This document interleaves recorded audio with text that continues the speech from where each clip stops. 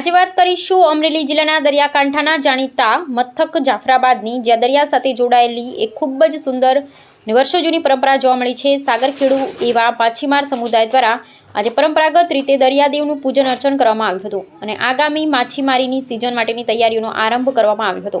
માછીમાર પરિવારો દ્વારા નીકળેલી ભવ્ય કળશ યાત્રા અને મહિલાઓ દ્વારા થતી પૂજન વિધિ, જાફરાબાદના માછીમાર પરિવારો દ્વારા આજે પરંપરાગત પોશાક અને ઉત્સાહ સાથે કળશ યાત્રા કાઢવામાં આવી। શાસ્ત્રોક્ત વિધિ વિધાન અને મંત્રોચ્ચાર સાથે દરિયાકાંઠે પૂજા અર્ચના કરવામાં આવી। આ અવસરે માછીમારોએ દરિયાદેવને નારિયેળ પધરાવી ધ્વજ પૂજન અને જળ પૂજન કર્યું હતું। માછીમાર સમુદાયની આસ્થા એવી છે કે વર્ષ દરમિયાન દરિયો શાંત રહે, કુદરતી આપત્તિઓ સામે માછીમારોનું રક્ષણ થાય અને દરિયામાંથી પૂરતી રોજગારી એટલે કે મબલખ માછલીઓ પ્રાપ્ત થાય। આ જ ભાવ સાથે દર વર્ષે આ પરંપરાગત ઉત્સવ મનાવવામાં આવે છે।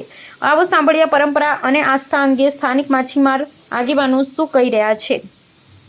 ખરેખર દરિયા સાથે જીવતા અને દરિયાને જ પોતાનું જીવન માનતા આ સાગરખેડુઓની સંસ્કૃતિ અને પરંપરા આપણી સાચી ધરોહર છે। ત્યારે અમે પણ એ જ પ્રાર્થના કરીએ છીએ કે માછીમારોની આજીવિકા સુરક્ષિત રહે અને તેમની દરિયાઈ સફર હંમેશા ફળદાયી નીવડે। અહેવાલ ફારૂક બિલખરા, અમરેલી।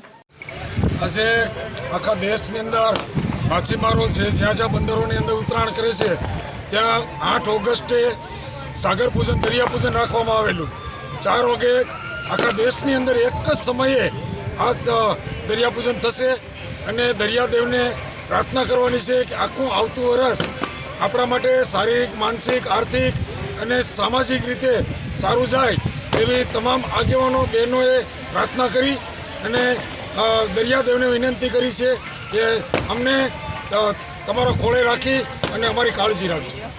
જિલ્લાનો જે કાર્યક્રમ હતો દરિયાદેવનો પૂજનનો, અમે બધા સમાજ, સર્વ સમાજે આજે ભેગા રહી અને દરિયાદેવની પૂજા કરી છે અને દરિયાદેવને અમે પ્રાર્થના કરીએ કે જાફરાબાદ ઉપર તો ઠીક છે, પણ ક્યાંય પણ એવો સંકટ હોય તો અમને આમાંથી પાર કરજે એવી અમે ભગવાન પાસે, દરિયાદેવ પાસે પ્રાર્થના કરીએ છીએ।